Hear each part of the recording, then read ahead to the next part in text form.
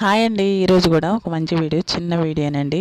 ఈ వీడియో ఆదివారం రోజు నేను దోశలు వేసానండి. దోశల పిండి ఏం చూపించలేదండి, అందరికీ తెలిసింది. మా వీడియోలో కూడా ఉన్నాయి.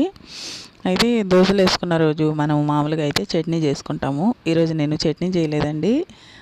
ఈరోజు చికెన్ కర్రీ చేశాను.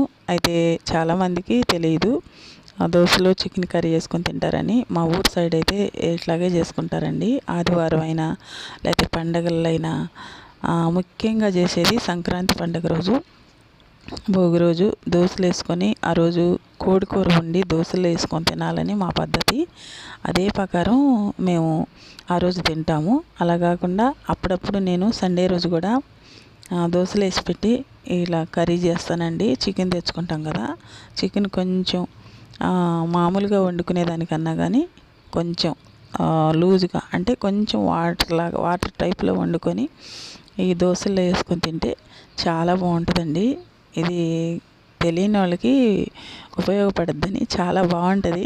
రోజు చట్నీలు కారపుళ్ళతో తినే కన్నా ఒకసారి ఇలా కూడా చేసుకొని తినండి. ఇదిగో చూడండి నేను ఎట్లా వండాను. ఇలా వండితే చాలా రుచిగా ఉంటుందండి, చాలా బాగుంటుంది. మీకు అందరికీ నా వీడియో కూడా నచ్చద్దు అనుకుంటున్నాను. దోశల్లో కోడికూర అనేది చాలా అద్భుతంగా ఉంటుంది. అదే తిన్న వాళ్ళకే తెలుస్తుంది. మామూలుగా మాకు అలవాటు కాబట్టి ప్రతి ఆదివారం కానీ లేకపోతే 2-3 సార్లు ఆదివారాలు పోయినాక కానీ నేను ఇలా చేస్తుంటానండి. బాగుంటుంది, చాలా రుచిగా ఉంటుంది. ఇది మా ఆయనకి, మా అబ్బాయికి వేసాను. చాలా రుచిగా అనిపిస్తుంది. ఇంకా గుడ్లు కూడా వేసుకుంటాం మేము అప్పుడప్పుడు.